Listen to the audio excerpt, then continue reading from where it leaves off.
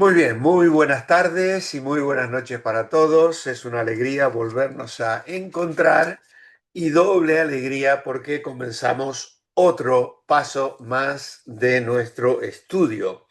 Como ya os he dicho, nos vamos a saltar de momento el nivel 6 y pasamos directamente al nivel 7 con el tema ¿Quién es Jesucristo? Esto nos va a permitir cubrir los viernes de una manera muy puntual, de modo tal que vamos a llegar al último viernes de junio y vamos a cerrar esta etapa. Aquí en Galicia entramos en días de verano, por lo tanto haremos un paréntesis como todos los años de julio y agosto para retomar ya con otro tema en el mes de septiembre. El próximo viernes no vamos a tener el encuentro, ¿vale? Tenemos un retiro de matrimonios y hay veces que lo adelanto al día jueves, pero teniendo un retiro de matrimonios hay mucho trabajo que hacer, muchas tuercas que ajustar y somos muy poquitos los que estamos organizándolo. Entonces prefiero dejar sin tener el compromiso de preparar la clase, porque claro, para vosotros es esta horita que compartimos, pero yo tengo que dedicar unas cuantas horas antes para repasar, revisar, actualizar las notas y poner todo al día. Entonces no me es tan fácil, ¿vale? Así que espero que comprendáis que, bueno, cada cierto tiempo nos toca tener un pequeño paréntesis, en este caso de 15 días. Muy bien, vamos a pedir la bendición del Señor para entrar a mirar este tema titulado Jesús, el autor de la vida. Padre amado, gracias queremos darte, Señor, por esta oportunidad que tenemos de reunirnos otra vez a través de la distancia, pero con este medio que nos vuelve tan cercanos. Nos conocemos, sabemos de nuestras vidas, situaciones particulares que algunos vivimos y nos hace bien estar unidos en el amor de la familia que tú has formado en Cristo Jesús. Pedimos tu bendición ahora para estudiar tu palabra y este tema tan especial que nos presenta la persona del Señor Jesucristo. Háblanos hoy, guíanos a través de tu Santo Espíritu, lo pedimos en el nombre del Señor Jesús. Amén. Muy bien, pues volvemos a saludar a los que acaban de entrar, que no los habíamos visto recién. Que el Señor os bendiga a todos. Y voy a compartir entonces la pantalla para que podamos seguir el tema de hoy. Muy bien, ahí estamos. A ver si me acomodo un poquito las cosas que yo tengo que acomodar aquí para que quede bien la grabación luego. Muy bien, ahí estamos. ¿Quién es Jesucristo? Descubriendo la nueva vida en Cristo. Aquí lo tenemos a nuestro amigo cristiano preguntándose pensativo, quisiera saber. Bueno, la verdad es que casi sin pensarlo hemos estado estas semanas desde la Iglesia Revive centrados en la persona de Jesús. La verdad que no lo había planeado así.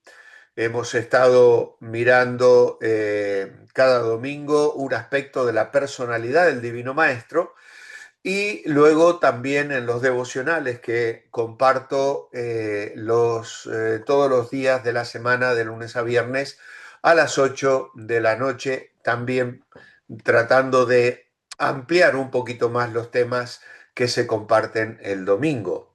Para mí ha sido una bendición hacerlo y lo sigo disfrutando personalmente cada mañana cuando me detengo también a indagar más y más en la persona de Jesús y cuántos desafíos nos presenta el carácter del Señor Jesús que, como bien decía el apóstol Pedro, nos dejó un ejemplo grabado, como las huellas en la arena, ¿no? Tenemos que seguir las pisadas del Maestro. Pues vamos igualmente entonces a entrar en este tema que sin duda nos va a describir más de la persona de Jesús. Tenéis allí los falsos y verdaderos que os los dejo como tarea, ¿vale? Tenéis que completar con una respuesta poniendo una F o una V o la B corta, como se dice en Latinoamérica, para enviarme luego la fotografía de la página completa. ¿Quién es Jesús? Si preguntamos a 10 personas, tal vez recibiríamos 10 respuestas diferentes a la pregunta. Unos dirían que era un gran hombre y maestro, mientras otros lo llaman el Hijo de Dios. Otros lo admiran por la forma en que sufrió grandes abusos a manos de los soldados romanos. En su época algunos creían que era un enviado de Dios, mientras otros lo miraban como un engañador o un hombre peligroso que solo causaba alborotos. Ya que hay tantas opiniones, miraremos en la Biblia para ver qué dice de él. Se nos sugiere entonces buscar en la Biblia los pasajes citados y si no tiene la Biblia puede encontrar los textos en la página 21 de este libro. Están todos ahí atrás en la página 21, 22 y 23, ¿no? Versículos en los que se basa esta lección. Muy bien. Bueno, vamos a pasar rápido esto porque ahí está. Jesús, el creador de la vida. ¿Qué nos enseñan los siguientes versículos sobre Jesús? Juan lo llama el Verbo en este pasaje porque Jesús dio a conocer entre los hombres al tomar el cuerpo humano. Juan 1:1, pues es una cita que seguramente todos conocemos. En el principio era el verbo y el verbo era Dios y el verbo estaba con Dios. Bueno, yo voy a leer la versión 2020. Dice, en el principio era la palabra y la palabra estaba con Dios y la palabra era Dios. Claro, la versión que más todos conocemos y que más usamos, en el principio era el verbo y el verbo era con Dios y el verbo era Dios. Los testigos de Jehová sabéis que ahí le ponen era un Dios, ¿no? Cambiando el texto para manipularlo a su favor. ¿Qué nos enseñan entonces estos versículos sobre Jesús? Pues cuando Juan dice en el principio era la palabra o el verbo, la palabra original es logos, una palabra define algo. La usamos para comunicar. Una palabra es algo que es activo, es algo que en ese sentido tiene poder. ¿Qué quiere decir Juan cuando dice que era el verbo o la palabra? Pues este término, el verbo o palabra, era una expresión usada por teólogos y filósofos, por los judíos y por los griegos por igual, pero tenía un sentido diferente. Por eso quiero poner aquí un apartado en cuanto a lo que quiere decir Juan cuando habla del verbo. En las escrituras hebreas, el verbo era un agente de creación y de esa manera se usa en el Salmo 33:6. Dice, por la palabra del Señor fueron hechos los cielos y todo el ejército de ellos por el aliento de su boca. Qué maravillosa es la Biblia, ¿vale? Sabemos que Pablo lo dirá a los colosenses, que por él y para él fueron hechas todas las cosas, ¿vale? Cristo estuvo presente con el Padre y con el Espíritu en la creación. En el principio era la palabra. Por la palabra del Señor fueron hechos los cielos y todo el ejército de ellos por el aliento de su boca. Así que la palabra, claro, en el contexto, en las escrituras hebreas, en este sentido, no era una referencia como hoy la entendemos en relación a Cristo, era la palabra, lo que el salmista estaba entendiendo. No queremos decir lo que la Biblia no dice, pero que luego nosotros, por la luz que el Espíritu Santo nos da, nos amplía esa percepción. Luego dice, la fuente del mensaje de Dios a su pueblo por medio de sus profetas. También utilizaba la palabra. Por ejemplo, Oseas 1 dice, comienzo de la palabra que el Señor habló por medio de Oseas. Dijo el Señor a Oseas. Y esta terminología la vamos a encontrar casi en cada uno de los profetas. Aquí hemos escogido Oseas 1, pero también Jeremías, por ejemplo, o Ezequiel, palabra del Señor, palabra de Jehová, la fuente del mensaje de Dios a su pueblo por medio de los profetas. Luego también se usaba este término, la palabra, para referirse a la ley de Dios, su norma de santidad. El Salmo 119:11 dice, en mi corazón he guardado tus dichos o tu palabra para no pecar contra ti. Por lo tanto, la palabra también era una referencia a la ley de Dios. Ahora, en la filosofía griega, el verbo o la palabra era el principio de la razón que gobernaba el mundo o el pensamiento que estaba aún en la mente, mientras que en el pensamiento hebreo el verbo era otra forma de decir de Dios. Así que la descripción de Juan muestra claramente que se refiere a Jesús, porque luego lo va a aclarar en el versículo 14, cuando dice, y aquel verbo o aquella palabra se encarnó y habitó entre nosotros, y vimos su gloria, la gloria que le corresponde como Hijo único del Padre, lleno de gracia y de verdad. Así que para Juan era un ser humano que conocía y amaba, pero que era a la vez el creador del universo, la suprema revelación de Dios como se transmitía a través de los profetas, la imagen viviente de la santidad de Dios, porque precisamente en la norma de santidad que vemos en el Salmo 119, y luego para Pablo dice, y todas las cosas en él subsisten. Colosenses 1:17 dice, y él existía antes que todas las cosas, y todo en él subsiste. Así que para los lectores judíos, el verbo era Dios. Decir esto era una blasfemia. Claro, es que ellos no identificaban a Dios como la palabra en ese sentido.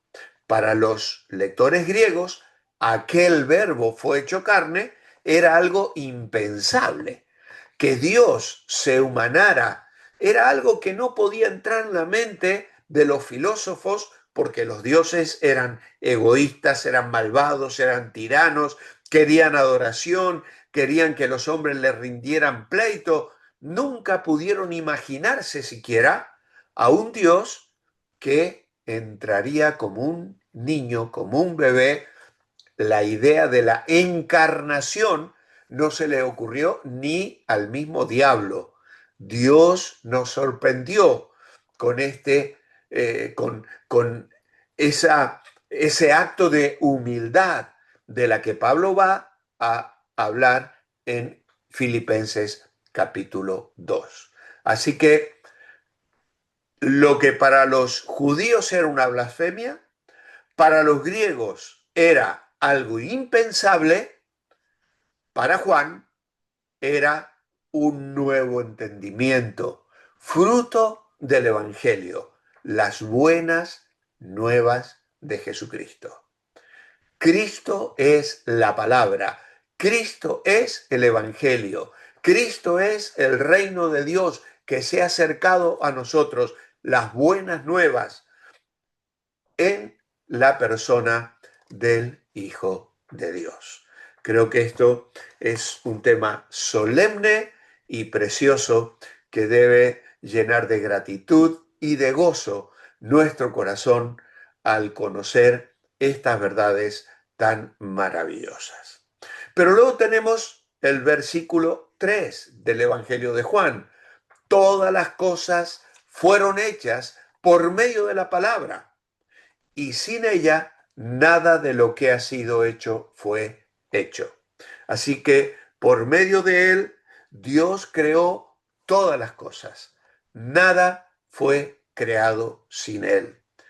Cuando Dios creó, hizo algo de la nada. Debido a que somos seres creados, no hay razón para ser orgullosos.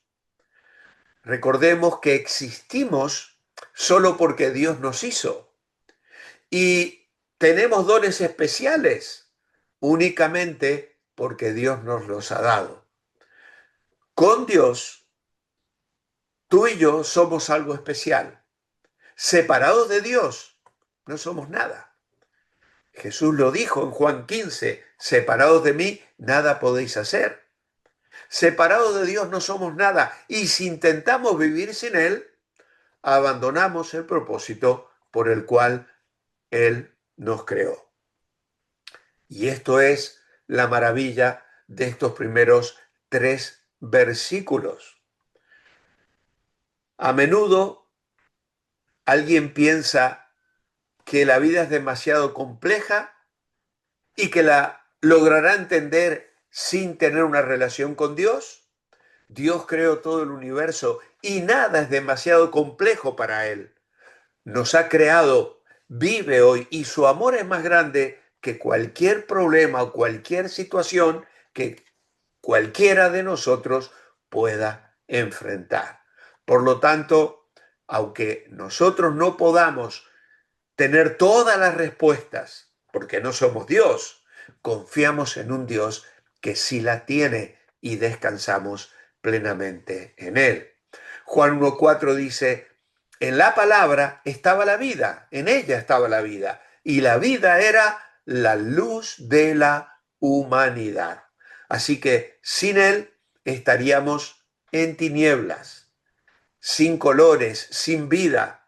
No podríamos existir ni tener perspectiva futura. Y agrega el verso 5, las tinieblas no la dominaron a la luz, no prevalecieron contra ella. Significa que las tinieblas de maldad nunca han triunfado, ni triunfarán, ni apagarán la luz de Dios. Jesucristo es el creador de la vida y su vida ofrece luz a la humanidad. En su luz nos vemos tal como somos, pecadores en necesidad de un Salvador. Cuando seguimos a Jesús, la luz verdadera, evitamos andar como ciegos y también caer en el pecado. Él ilumina la senda que tenemos delante a fin de que sepamos cómo vivir. Él disipa la oscuridad del pecado de nuestras vidas. ¿Ha permitido que la luz de Cristo brille en tu vida? Debemos permitir que Cristo guíe nuestra vida y nunca tropezaremos en la oscuridad. Piense por un momento, Jesús es Dios eterno, el creador del mundo entero. A pesar de esto, ¿cómo lo trataron los de su propio pueblo? Dice el verso 11, vino a lo suyo, pero los suyos no le recibieron. Lo rechazaron. No tuvieron la capacidad de reconocerle. Aquí tenemos dos términos, lo suyo y los suyos. La primera referencia a lo suyo vino, corresponde al mundo de la humanidad en general, mientras que la segunda, los suyos, corresponde a la nación judía. Como creador, el mundo pertenece al verbo, a la palabra, como su propiedad, pero el mundo ni siquiera lo reconoció. ¿Por qué? Porque estamos ciegos. Nuestra ceguera espiritual impidió comprender, reconocer a Dios hecho hombre. Juan usó la reiteración de los suyos en un sentido más concreto. ¿Por qué? Porque quería referirse al propio linaje físico de Jesús, los judíos. Y aunque poseía las escrituras que daban testimonio de su persona y de su venida, optaron por no aceptarlo. Dice Isaías 65:2, extendí todo el día mis manos a un pueblo rebelde que anda por mal camino, siguiendo sus propios pensamientos. Un pueblo que en mi rostro me provoca de continua ira, pues sacrifican huertos y quema incienso sobre ladrillos. Isaías 65:2 y 3. Y Jeremías capítulo 7, verso 25 dice, desde el día que vuestros padres salieron de la tierra de Egipto hasta hoy, os envié todos los profetas, mis siervos, los envié desde el principio y sin cesar. Pero ellos rechazaron. El tema del rechazo judío hacia su Mesías prometido recibirá luego una atención especial en el Evangelio de Juan, en el capítulo 12 y el versículo 37 al 41, donde el Señor está, Juan dice aquí, Jesús está hablando y Juan luego aclara, estas cosas habló Jesús y se fue y se ocultó de ellos, pero a pesar de que había hecho tantas señales delante de él, no creían en él para que se cumpliese la escritura de Isaías, etcétera, etcétera. Qué pena, qué triste para la nación judía.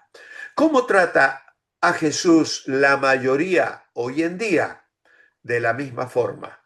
Lamentablemente siguen rechazándole. Muchas personas dicen creer en Jesús, dicen ser sus seguidores, pero viven como si no tomaran en serio sus enseñanzas. Hay gente que rechaza a Cristo con un no definitivo, mientras otros son indiferentes. Lo rechazan diciendo, otro día, estoy muy ocupado, no tengo tiempo. ¿Cuántas veces hemos y seguimos escuchando estas respuestas de indiferencia de parte de la gente? Jesús, el camino a la vida. Jesús dijo que Él es el camino, la verdad y la vida. Muchos dicen que todas las religiones nos llevan a Dios. Ahora bien, este pasaje de Juan 14:6 es uno de los pasajes más básicos e importantes de las Escrituras. ¿Cómo conoceremos el camino hacia Dios? Únicamente a través de Jesús. Él es el camino, porque es a la vez Dios y hombre. Al unir nuestras vidas a la de Él, nos unimos con Dios. Confiamos que Jesús nos llevará al Padre y que todos los beneficios de ser hijos de Dios van a ser nuestros. Por ser el camino, palabras de Jesús en Juan 14:6, Jesús es nuestra senda al Padre. Por ser la verdad, es la realidad de todas las promesas de Dios. Y por ser la vida, une su vida divina a la nuestra, para hoy y para la eternidad. Qué maravilloso es esto, hermanos. Yo soy el camino, la verdad y la vida. Nadie viene al Padre sino por mí. Ahora bien, muchos dicen que todas las religiones nos llevan a Dios. ¿Qué opina usted? Y yo he puesto aquí comentar anécdotas, porque luego al final si me acuerdo, espero acordarme, lo voy a apuntar por aquí, voy a poner anécdotas, eh, a ver si algunos me contáis de eh, qué caminos os propusieron, o algún amigo, o algún familiar, o alguna persona a la que le quisiste explicar el Evangelio, te habló de otro camino, ¿no? Para llegar a Dios. Ahora, según Jesús, ¿cuántos caminos hay? Bueno, obviamente solo uno. Él. Yo soy el camino. Ahora, hermanos, es muy hermoso descubrir los yo soy de Jesús en el Evangelio de Juan. Y los he querido poner aquí, a lo mejor más adelante vamos a volverlos a señalar en algún momento, pero esta es la sexta declaración. Yo soy de Jesús en el Evangelio de Juan. La de Juan 14:6. Yo soy el camino, la verdad y la vida, en la número 6. La primera está en Juan 6:35. Yo soy el pan de vida. La segunda en Juan 8:12. Yo soy la luz del mundo. La tercera está en Juan 10, 7 y 9. Yo soy la puerta. Luego tenemos en Juan 10, 11 y 14. Yo soy el buen pastor. Luego en Juan capítulo 11, 25. Yo soy la resurrección y la vida, cuando el Señor ha resucitado a Lázaro y le da estas preciosas palabras a Marta y a María. Yo soy la resurrección y la vida. Luego vendría el Juan 14:6 y finalmente Juan 15 del 1 y 5. Yo soy la vid verdadera. Se me fue la A, esa hay que borrarla, ¿eh? Yo soy la vid verdadera, no la vida, la vid verdadera. Así que Jesús le responde luego a Tomás en el verso 4, declarando que él era el camino a Dios, pues es la verdad de Dios y la vida de Dios. Y en este versículo de Juan 14:6 queda establecido que Jesús es el único camino para acercarse al Padre. No existen muchos caminos, sino uno solo para llegar a Dios, es decir, Jesucristo.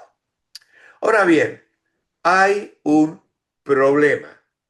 Claro, es común oír que todas las religiones llevan al cielo, pero Juan 14:6 ha dicho lo contrario.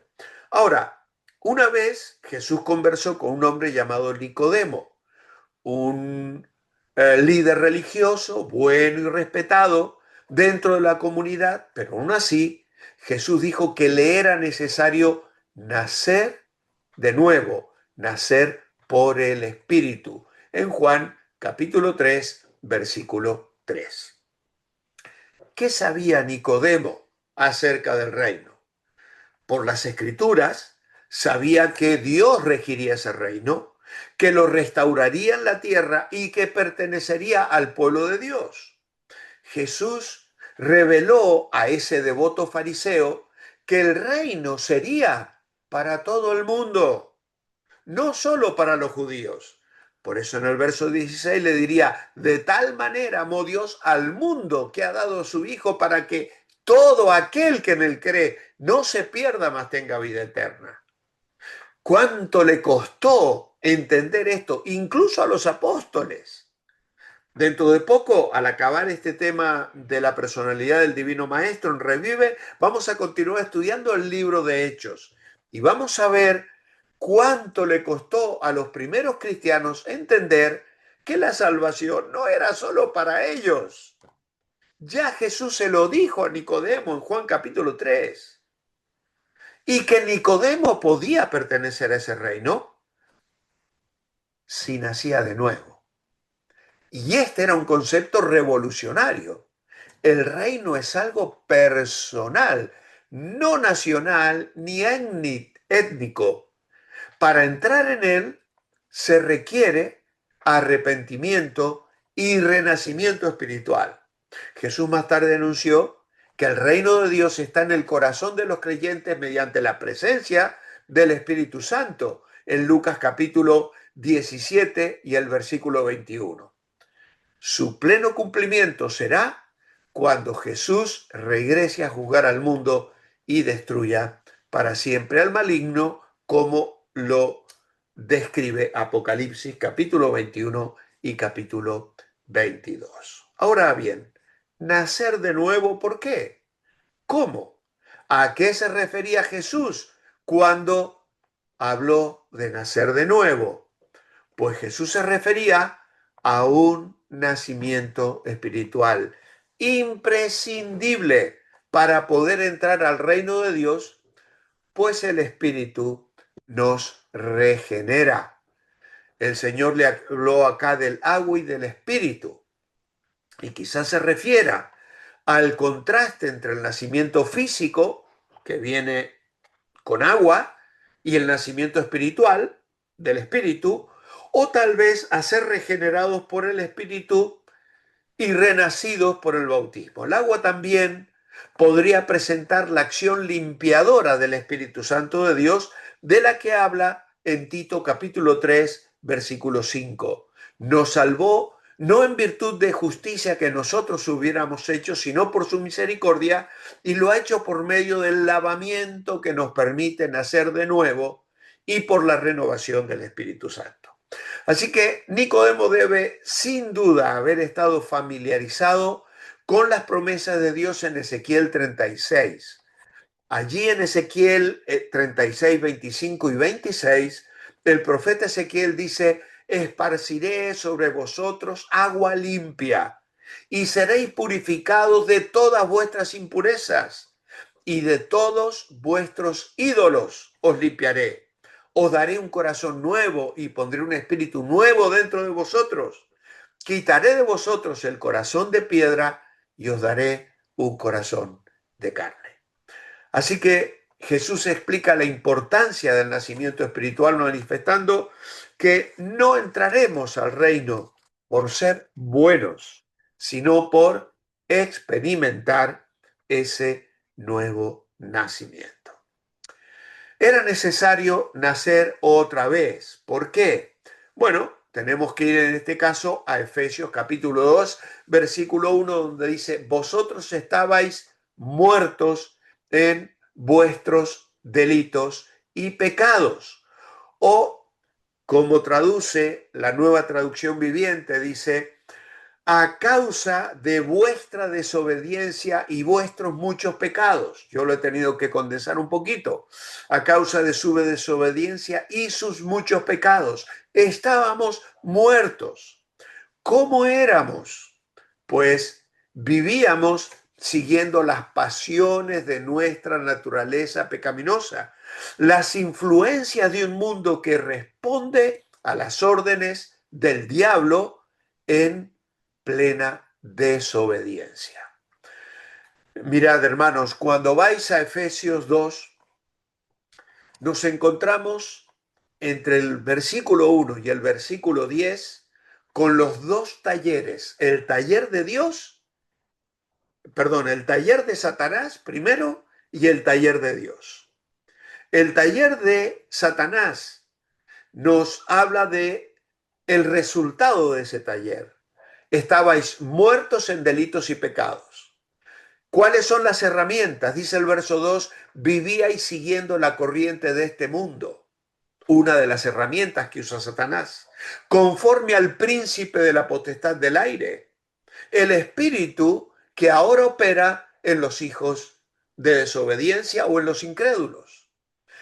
En ellos vivíamos también todos nosotros y seguíamos los deseos de nuestra naturaleza humana, otro de las herramientas que utiliza Satanás, y hacíamos lo que nuestra naturaleza y nuestros pensamientos nos llevaban a hacer. Otras de las herramientas que usa Satanás, el corazón del ser humano caído en el pecado que genera corrupción y pecado constantemente.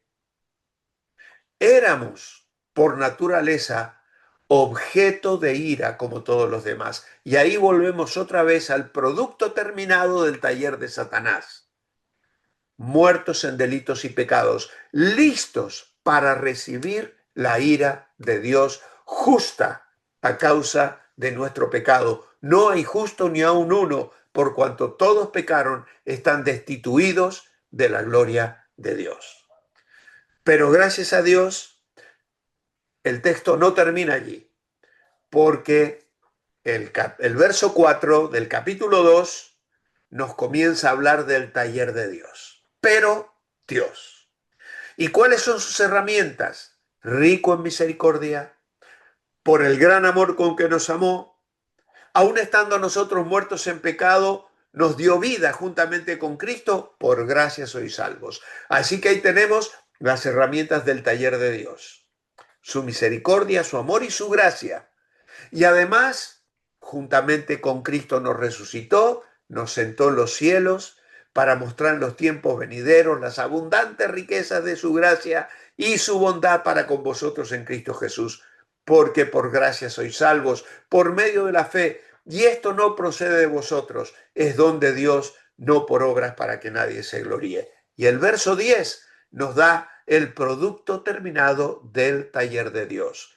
Somos hechura suya, creados en Cristo Jesús para buenas obras, las que Dios preparó de antemano para que vivamos de acuerdo con ellas. Qué maravilloso es. Dios nos dio vida. La evidencia de nuestra muerte espiritual es el conflicto, la tensión y el rencor que hay entre familias, vecinos y compañeros. No logramos controlar los malos deseos. Con egoísmo y orgullo decimos yo primero, soy mejor, no soy tan malo como ellos. Aún así, Dios nos dio vida. Jesús es el que da vida. Jesús dijo que era necesario nacer de nuevo. Se lo dijo a Nicodemo en Juan 3:3. ¿Cómo nacer otra vez? Pues lea Juan capítulo 3, versículo 16 al 18. ¿Qué dice Juan 3:16?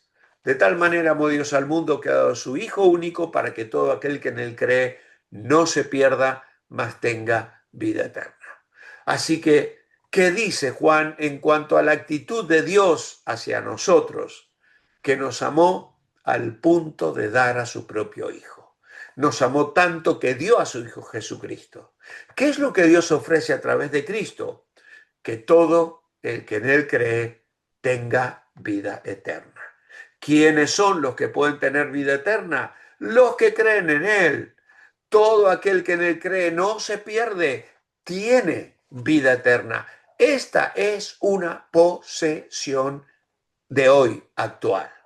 Ahora es importante notar que la vida eterna no solo se refiere a nuestro futuro en el cielo, sino también a una nueva vida ahora.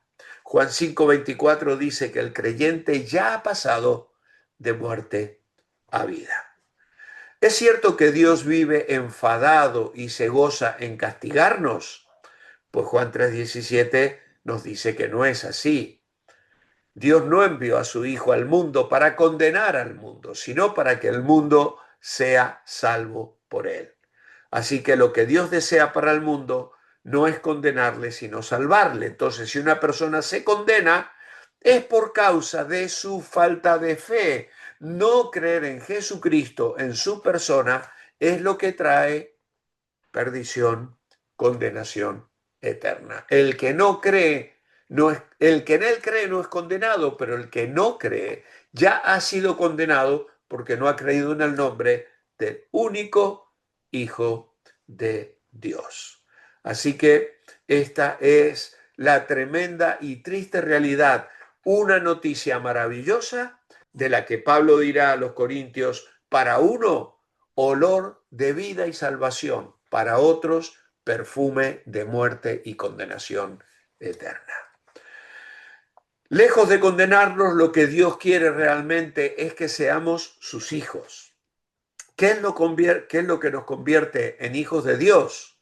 Pues Juan 1:12 lo dice claramente: mas a todos los que la recibieron, a esa palabra, a quienes creen en su nombre, les dio potestad de ser hechos hijos de Dios. Así que aquellos que han recibido, que han creído en su nombre, son los salvos, son los que han recibido. ¿Qué quiere decir creer o recibirlo? Es aceptarlo en nuestro corazón. La segunda frase describe la primera, es reconocer lo que él afirma sobre sí mismo. Todos los que recibieron, a los que creen en su nombre, recibir aquel que es el verbo, la palabra de Dios, significa reconocerlo conforme a todo lo que él afirma sobre sí mismo. Significa depositar toda la fe en él y así demostrar sujeción y lealtad incondicionales a él. Ya hemos aclarado en otras ocasiones que su nombre se refiere al carácter de la persona misma. Cuando dice Dios, recalca el carácter de la gracia de Dios, que es indispensable, es el regalo de la salvación. Y la potestad o el derecho quiere decir que los que reciben a Jesús, la palabra, reciben la autoridad para reclamar el título hijo, hija de Dios. ¡Qué maravilla! ¡Qué maravilla! Muchos creen de mente, pero no de corazón. ¿Hay una diferencia? Claro que lo hay. Pare un momento a meditar sobre las implicaciones de esta lección. ¿Cómo es su vida? ¿Está cansado de tratar de vivir bien, pero sin lograrlo? Hasta ahora, ¿cuál ha sido su actitud hacia Cristo? Allí cada uno tiene que responder, ¿ha recibido la vida que Cristo ofrece? En fin.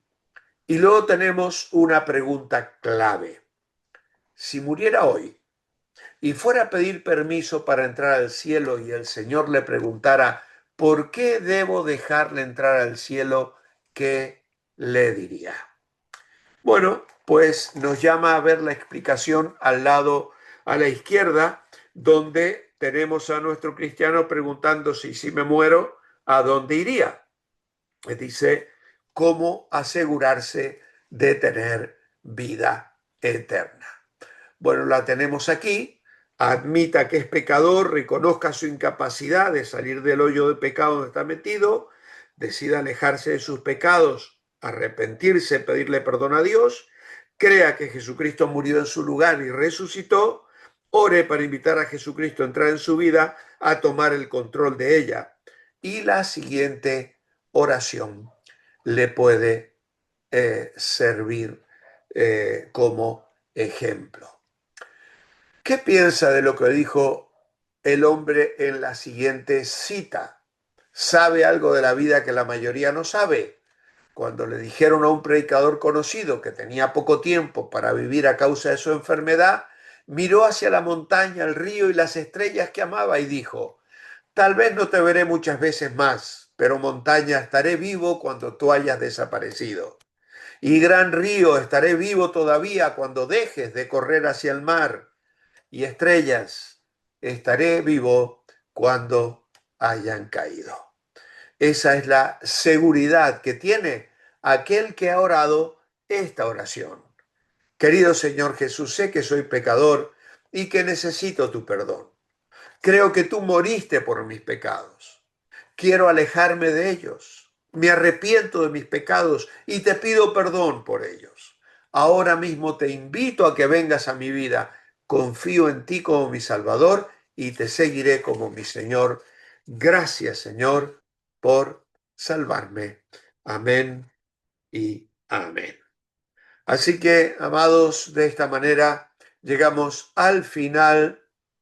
Muy bien, pues entonces ya lo dejamos aquí, hermanos. Recordad que la próxima semana no tendremos clase, así que nos volveremos a ver, Dios mediante, el viernes 29, si el Señor así lo permite. ¿Vale?